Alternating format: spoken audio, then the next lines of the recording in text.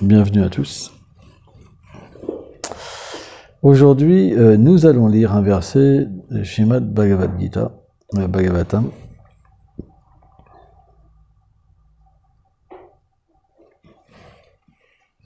Verset 54 du chapitre 7, intitulé La punition d'Ashvatam.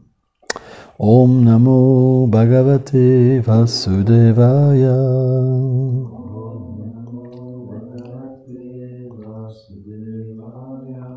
Om Namo Bhagavate Vasudevaya.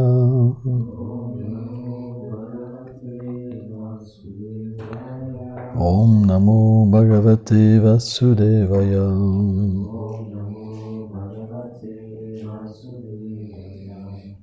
Kurum Praptisrutam Satyam Yatat Samvayata Priyam Chapimam Shenasyam Pancharyam Mayam Hevacha. Tu dois remplir la promesse que tu as faite à ta femme Draupadi. Ramener la tête d'Ashvatam pour la réconforter. Et en même temps, tu dois aussi satisfaire Bhima, Draupadi et moi-même. Trouve un moyen pour accomplir tout cela. Srila Vishwanath Thakur cite Krishna. Tu as fait une promesse à Draupadi de ramener la tête d'Ashvatam. Tu devrais donc couper sa tête. Ainsi, tu pourras également satisfaire Bhima. Mais, en même temps, il te faut exaucer le désir de Draupadi, qui ne veut pas le tuer, et aussi me contenter ainsi que les autres qui me sont chers. Om Ganati Bilandasya, Ganam Jalam Shalakaya, Shakshuru Meditaminata Isme Shigurabena. Donc ce verset, il est un peu le même qu'hier, dans le sens que Krishna teste Arjuna. C'est la nature du Seigneur de tester son dévot. Il le teste pourquoi? Quand vous savez que quelqu'un peut accomplir quelque chose de merveilleux, vous lui donnez l'opportunité de l'accomplir.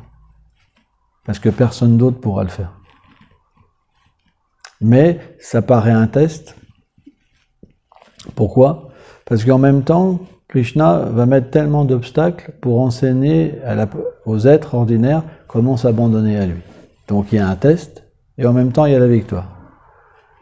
C'est la nature de Krishna. Parce que là, au final, qu'est-ce que veut Krishna? Glorifier son Dieu. Ça ne peut pas être autrement. Si quelqu'un a la moindre qualification, ça veut dire de l'amour pour Krishna. Alors Krishna a de l'amour pour son dévot. Et la finalité, ce sera que Krishna glorifiera son dévot. C'est la nature. Voyons la vie de Prabhupada, par exemple. Prabhupada a reçu l'ordre de son maître spirituel et de Krishna de distribuer les enseignements de Chaitanya Mahaprabhu. Et automatiquement, il s'est retrouvé dépourvu. Bien qu'il n'était pas dépourvu. Il est quand même parti sans un sou, sans rien. Pourtant, Krishna savait tout. Pourquoi Krishna a fait ça? Il aurait pu directement lui donner des milliards. Vous comprenez? Et pourquoi il l'a mis sans un sou? C'est pour nous enseigner l'abandon, la foi. C'est quelque chose qui est très important. Et à partir de là, qu'est-ce qui se passe? Quand on lit la vie de Prabhupada, on se dit, il avait 70 ans, j'en ai 25, j'en ai 30, j'en ai 40, j'en ai 50. Il a donné sa vie pour aider les autres, je vais donner ma vie pour aider les autres. Vous comprenez? Si on lui avait donné des milliards, qu'il aurait eu juste besoin de signer des chèques, ça n'aurait pas été pareil. Parce que vous aurez dit, moi j'ai pas un dessous.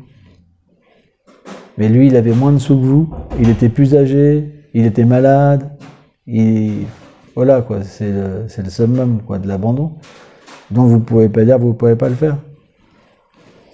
Donc Krishna, il met toujours son dévot dans une condition extrêmement difficile pour quelqu'un d'ordinaire. Personne ne serait parti en Occident de cette manière. Personne. À part les gens qui sont dotés d'une foi extrême. La foi, ça veut dire voir, expérimenter, entendre, toucher, goûter. Sans ça, c'est pas de la foi. La foi intellectuelle, ça ne permet pas d'aller jusqu'à là. Parce que quand les tests vont arriver, vous perdrez votre foi. Mais naturellement, la foi, ça veut dire que Krishna va vous accompagner. Quand le test vient, Krishna est là. Si vous souffrez, Krishna est là.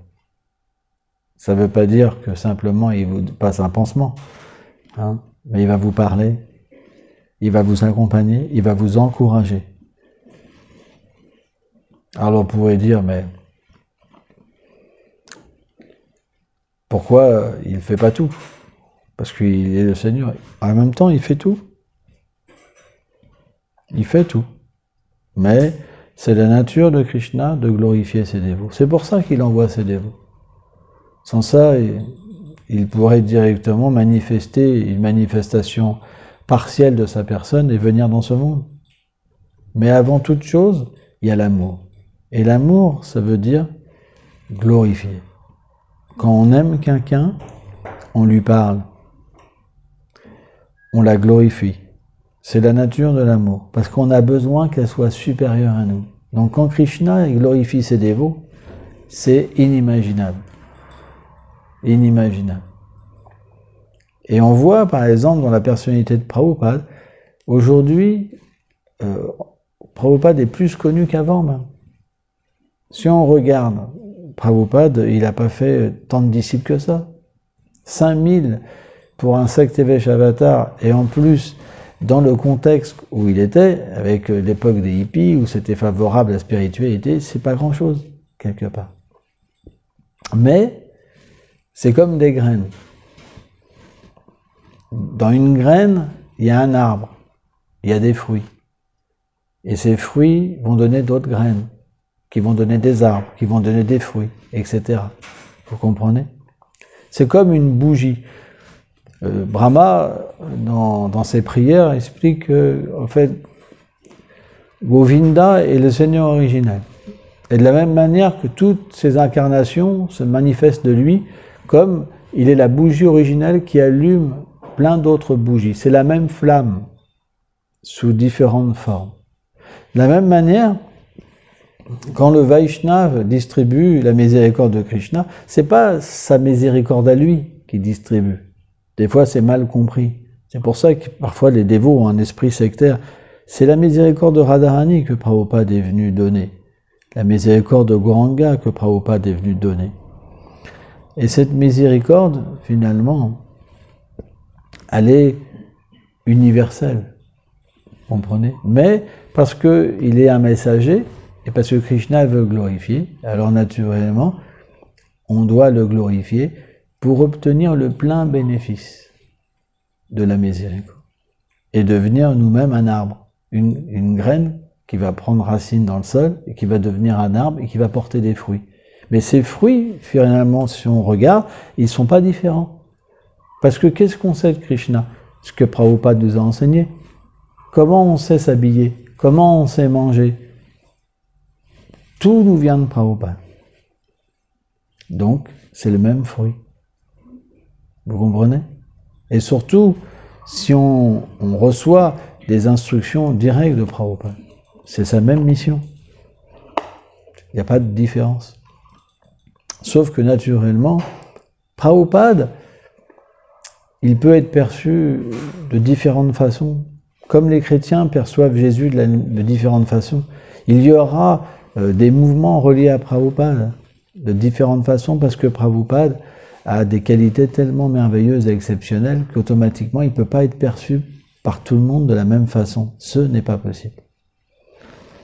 Et ça, c'est quelque chose qu'on verra dans les générations futures. On verra des groupes de dévots qui seront, voilà, il y aura différentes missions de Prabhupada, et pas qu'une.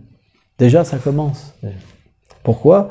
Parce que tous ne se retrouvent pas avec une même conception, puisque le dévot va se révéler différemment. Par exemple, Un dévot qui est plus néophyte lié à un aspect externe de Prabhupada, il va avoir une mission. Et celui qui a un bhajan pur et qui voit la forme de Prabhupada éternelle, il aura une autre vision de Prabhupada. Et ça peut quelque part différer parce que les sentiments sont différents, l'approche est différente. Vous comprenez? Et automatiquement, ce qu'un dévot va donner à un certain niveau et ce qu'un autre dévot va donner à un certain niveau, ça peut différer. Pourtant, c'est la même mission. Mais il y a des fruits qui sont mûrs, il y a des fruits qui sont moins mûrs. Aussi. C'est normal. Hein? Mais le point, c'est que peu importe l'arbre, puisque tous sont reliés à Prabhupada, tout le monde peut obtenir le fruit mûr quand même. Parce que, bien qu'il y ait un intermédiaire, en même temps, il n'y a pas forcément d'intermédiaire. Parce que la disponibilité, elle est toujours présente. Et c'est ça qui est beau, en fait, dans nos acharyas, dans ce mouvement de Sankirtan, c'est que c'est éternel. C'est pas manifesté à un moment, et c'est pas retiré à un moment. C'est éternel. Donc, ce qui est éternel peut toujours être goûté. Pourquoi? Parce que Krishna est dans le cœur. Et c'est lui, avant tout, qui est le sacrifice et le fruit du sacrifice. Donc, Krishna peut donner tout le temps. Il peut manifester la présence de ses dévots, même s'ils ont disparu, la miséricorde de ses dévots, même s'ils ont disparu. C'est une expérience. Ceux qui n'ont jamais eu d'expérience, ils ne croient pas. Mais ceux qui ont l'expérience, ils comprennent, tout est possible. C'est une question de miséricorde. Vous pouvez vous acharner comme ça, Prabhupada, je veux te voir, Prabhupada. C'est pas forcément que ça va marcher. Vous aurez beau vous mettre des coups dans la porte, là, Prabhupada, comme des gros fanatiques, là. C'est pas forcément que ça va marcher. Avant tout, il y a aussi le rapport avec vos vies passées. Qui vous y étiez dans vos vies passées? Krishna, dans la Bhagavad Gita, explique que quelqu'un qui a pratiqué dans ses vies passées, lorsqu'il reprend sa pratique, il peut être bien plus élevé qu'une personne qui pratique depuis 30 ans, 40 ans, 50 ans. Et c'est ça qui fait la différence. C'est que naturellement, quand quelqu'un qui était déjà qualifié dans ses vies passées pratique, alors le rapport qu'il a avec la bhakti, il est complètement différent. Parce qu'il peut voir ces personnalités venir le chercher. Parce qu'il était déjà disciple de ces personnalités, même dans les vies passées. C'est ça, en fait, les Vaishnavas qualifiés. C'est qu'ils se suivent, en fait. On ne devrait jamais, penser que Krishna ne suit pas son dévot. Krishna le suit. Et en temps voulu, il lui rappelle ce qu'il a déjà accompli. Donc automatiquement, c'est difficile de percevoir qui est qui, à moins qu'on soit nous-mêmes avancés spirituellement. Quelqu'un peut naître dans une condition la pire et être un grand Vaishnava, parce que c'est la nature de Krishna de pouvoir faire ça. Srila Bhaktisiddhanta explique dans les teneurs et portées du Chaitanya Bhagavat, sur Haridas Thakur, que voilà, le Seigneur peut faire naître son dévot dans toutes les conditions. Et heureusement d'ailleurs, parce que quand un dévot naît dans une situation humble ou complètement déchu, alors tout le monde peut se dire c'est pour moi. Si à chaque fois qu'un dévot devait naître dans une famille noble, qui mangeait jamais de viande, et jamais de vie sexuelle illicite, qui prenait pas de drogue, etc., bah ça serait pour aucune personne. Vous serez comme certains Indiens qui vont vous dire, bon, bah, il faut qu'ils reprennent naissance en Inde pour atteindre la miséricorde. Il y en a beaucoup qui pensent ça. C'est quelque chose de terrible. C'est une très mauvaise compréhension du mouvement de Sankirtan. Moi, j'en ai vu un paquet. Hein. Ouais, il y a une grosse contamination en Inde avec ça. Hein. Ah ouais. Nous, on a nos contaminations, mais ils en ont aussi. Ça n'a pas le même visage, mais sans air. Et puis des balaises. Ah ouais. Ah ouais, j'ai vu des choses. Hein. Je pensais même pas que ça pouvait exister dans le mouvement de Sankirtan. Et pourtant, c'est une réalité. C'est pourquoi des personnages historiques comme Prabhupada, c'est des personnages libératoires, dans le sens qu'ils donnent la possibilité d'une révolution. Alors bien sûr, la révolution, avec les gens qui sont des conservateurs, elle ne peut pas s'exprimer vraiment. Mais ceux qui sont véritablement libérés, ils peuvent engager et faire cette révolution. Le mouvement de Mahaprabhu, il doit aller dans toutes choses. Il doit toucher toutes les couches sociales, tout.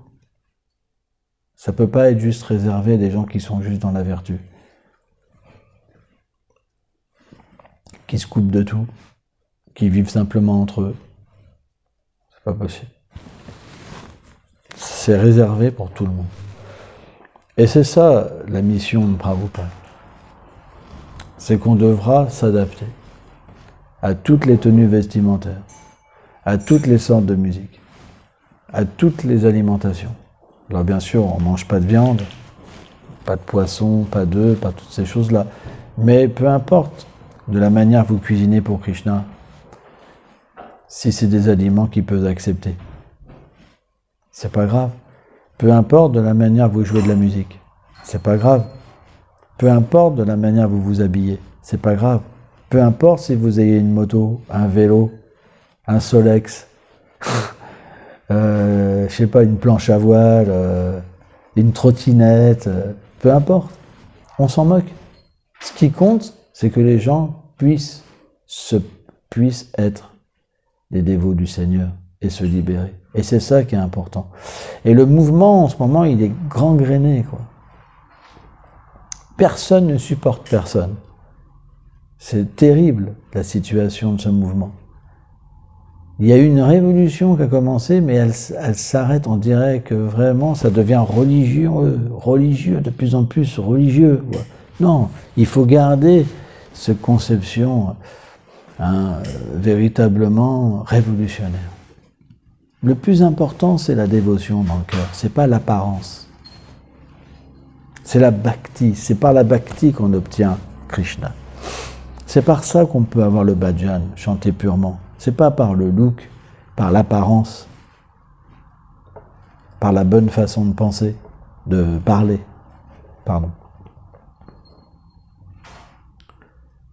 L'apparence, c'est pas important. Ce qui compte, c'est de la manière que vous le servez. C'est ça qui est très important. Et surtout, chanter. On reconnaît un dévot parce qu'il chante. S'il ne chante pas, c'est qu'il n'est pas un dévot. C'est juste extérieurement. Dans cet âge, le Seigneur a demandé qu'on chante son nom. Si quelqu'un ne chante pas, c'est qu'il y a un problème. On reconnaît un dévot par le fait qu'il chante. Peu importe que sur votre tête vous ayez une crête, mais si vous chantez, alors le Seigneur est avec vous. C'est pas le look qui compte. Bon, ça c'est un extrême, mais c'est pas le look qui compte. Ce qui compte, c'est le goût que vous avez pour chanter. Si vous chantez pas, c'est que vous êtes très loin. Moins une personne chante, plus vous pouvez comprendre qu'elle est loin. C'est pas les belles paroles, c'est le chant. Si quelqu'un est attaché au chant, c'est un dévot. C'est très important à comprendre. C'est pourquoi on doit inspirer les gens à chanter, sans offense. Et on doit avant tout chanter sans offense. On doit avoir un chant pur, avec des sentiments.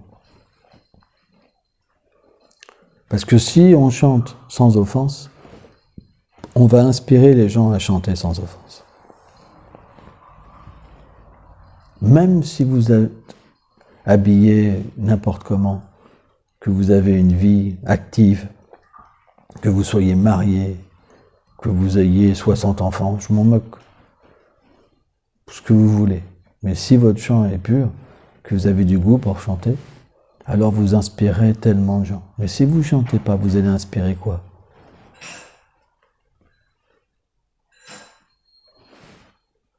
Vos activités, elles n'auront pas de force. Vous serez attiré par le plaisir des sens, juste par la vie sexuelle. Et vous serez illusionné par les liens du corps. Si vous chantez et que vous avez un bon bhajan, alors votre nature éternelle, elle va s'éveiller en vous. Et vous pourrez avoir une relation avec les êtres à ce niveau-là. C'est ça, les vraies relations d'amour. Sans ça, ça vaut rien. Ça nous empêtre dans le monde matériel. C'est ce qu'explique Prabhupada du début à la fin de ses livres. Si vous lisez les livres de Prabhupada, vous allez comprendre. Il est venu faire une révolution dans le cœur, pas une révolution religieuse. Il a implanté des choses, c'est vrai, mais il a aussi donné le pouvoir d'engager toutes les choses. Et c'est ça qu'on a besoin.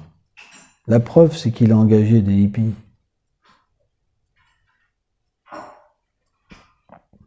Jamais il a fermé la porte à quelqu'un. Jamais. Prabhupada, au 26 2e avenue, les gens, ils venaient, ils étaient sous LSD. Il leur a jamais fermé la porte. Il y avait plein de personnes qui avaient des problèmes psychiatriques. Prabhupada, il vivait pas simplement chez Krishna pour son petit bonheur, en se disant, ah, lui, ça me plaît pas. Notre mission, la mission de Prabhupada, elle est une. Elle est de se préparer à accueillir les gens. Ça va nous tomber dessus, c'est juste question de temps. Et là, vous ne pourrez pas discriminer en disant celui il a un problème, celui il a un problème, parce que vous perdrez toute la miséricorde. Et c'est même vous qui allez contracter tous ces problèmes que vous voyez chez les autres. C'est pour ça que graduellement, il y a des gens qui vont se rapprocher de nous, il faudra trouver des moyens pour les protéger. Il faudra trouver des moyens pour leur donner de l'affection et de l'amour, peu importe le niveau où ils sont. C'est notre travail. Prabhupada a fait ça. Sans ça, vous n'êtes pas avec Prabhupada. Prabhupada a fait ça. Il s'est occupé de gens malades. Vrai ou pas? Est-ce que vous êtes prêts à faire ça? C'est pas si simple. Vous allez dire oui. C'est pas si simple. C'est pas si simple. Et pourtant, si on ne le fait pas, il n'y aura pas le succès. Parce que ce n'est pas des gens forcément équilibrés qui vont venir. C'est toutes sortes de personnes. Parce que les gens qui souffrent, c'est eux qui frappent à la porte. Qui ont frappé à la porte de Prabhupada?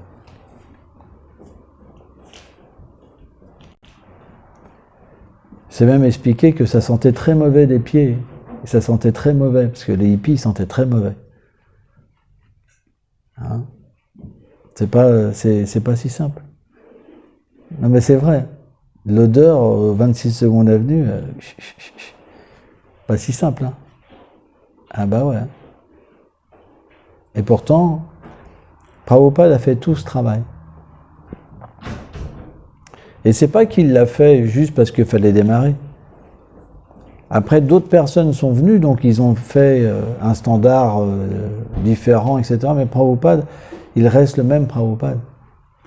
Il aurait pu aider toujours à ce niveau-là tellement de gens. Il n'a pas fait ça juste pour démarrer, parce que c'est la miséricorde, c'est la compassion. C'est pas qu'après il rejetait les gens parce que c'était juste au début. Si tu sens mauvais des pieds, c'est fini, tu peux plus être accepté. Vous comprenez le point? Il n'a jamais été comme ça. Il a toujours été miséricordieux. C'est pour ça que, comment dire, maintenant, voilà, on pourrait penser que maintenant il y a un standard pour entrer. Mais non. C'est le principe de la miséricorde.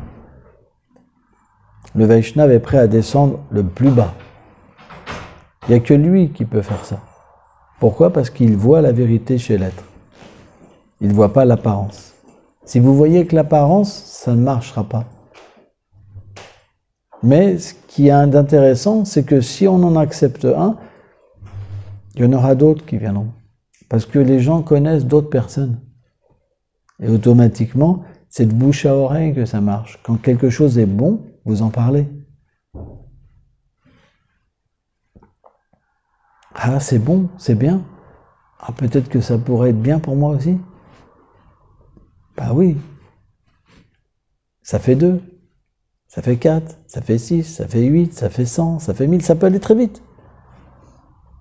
Il suffit que vous touchiez des gens qui sont un tout petit peu populaires, même toi, dans le rock, dans des choses comme ça, et tout de suite, voilà, ça donne naturellement une attirance. C'est pas que tous les gens vont devenir des dévots pratiquants, mais ça, c'est pas grave, c'est pas ce qu'on cherche. C'est pas ça qu'on cherche. On cherche à être les amis des êtres vivants.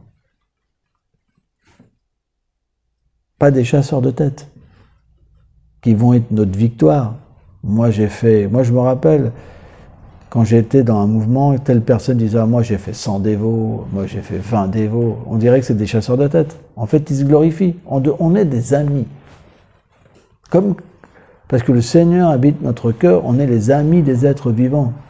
On est là pour les faire évoluer, pour les aimer. Pour leur faire comprendre qu'il y a une personne, Krishna, qui les aime. Si vous êtes comme ça va les toucher. Ils feront un effort à leur niveau. Et cet effort-là, ça sera un gain pour vous. Vous deviendrez heureux. Quand on ne donne pas, on pourrit. Les gens, il y en a même qui peuvent s'ennuyer dans un temple. Vous vous rendez compte? C'est grave quand même. Alors qu'il y a des êtres qui souffrent partout. Ils sont tellement devenus égoïstes qu'ils ne font plus rien pour les autres. C'est pas évident. C'est pour ça que Krishna doit venir nous aider aussi. Pour qu'on puisse donner. Il doit faire quelque chose. Qu'est-ce qu'on va devenir si on ne donne pas? Qu'est-ce qu'on va devenir? Vous êtes posé cette question? Combien de temps on va pouvoir garder notre standard si on ne donne pas? Parce que si on donne, on reçoit.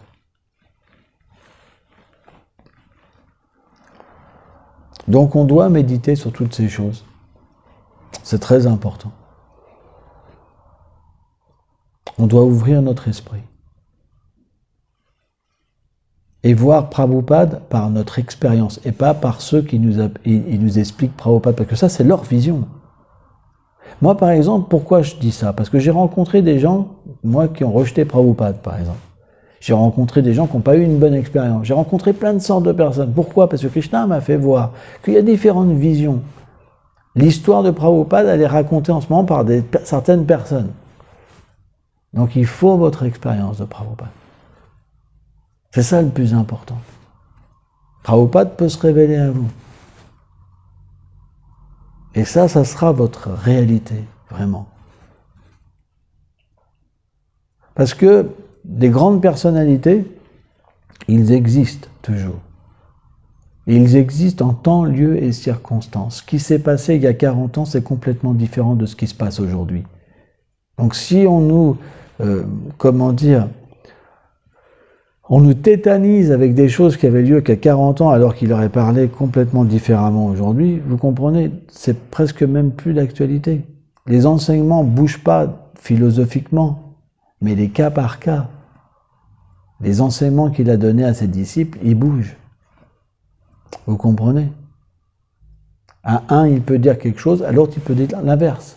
Et c'est ce qu'on voit souvent. Il y a des sortes de contradictions toujours dans les enseignements des Vaishnavas, parce que telle personne, on peut lui enseigner ça, et l'autre, c'est complètement mauvais pour lui.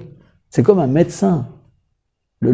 C'est pas le même médicament qui va aller à chacun. Par contre, l'enseignement global, il reste le même. C'est ça qu'on garde. C'est pour ça qu'il faut une expérience de Prabhupada.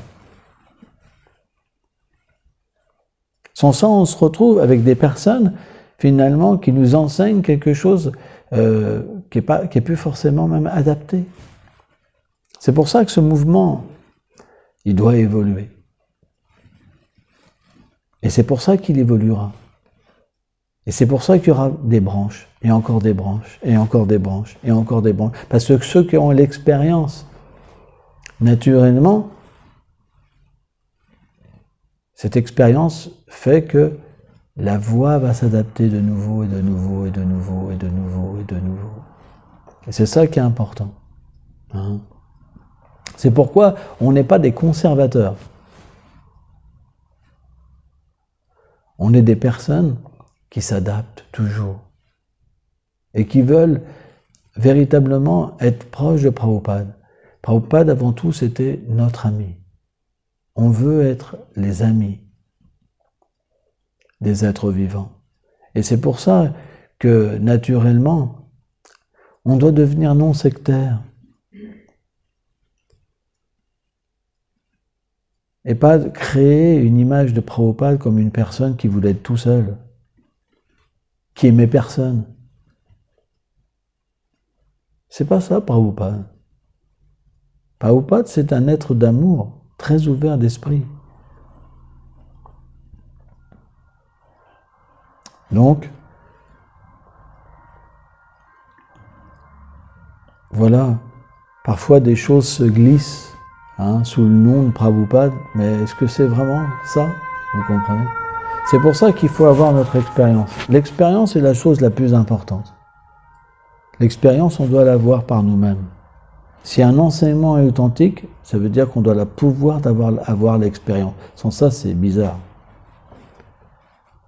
Tu vois? Il y a comme ça des sortes de dévots, quand vous allez avoir une expérience, ils vont dire non, non, non, c'est pas une expérience. Mais l'expérience, elle doit pouvoir être là.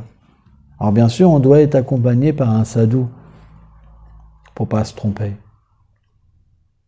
Tout le monde devrait être accompagné par un sadhu. Mais c'est naturel qu'on ait une expérience. Et cette expérience, c'est la foi. C'est ça qui sera notre foi. On marche tous de la même manière. Qu'on soit un matérialiste ou qu'on soit un spiritualiste, on marche tous de la même manière, avec l'expérience. Et cette expérience, c'est notre sentiment.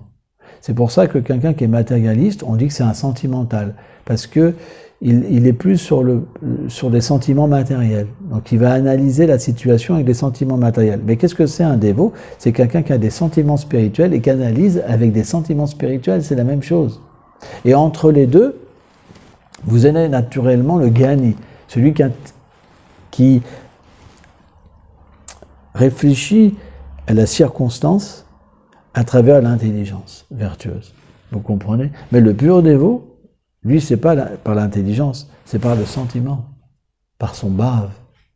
Alors que le matérialiste, c'est aussi par son sentiment, mais matérialiste. C'est pour ça que le dévot intermédiaire, vraiment, il doit discriminer à travers l'intelligence vertueuse, qui sont les écritures et les enseignements des sadhus.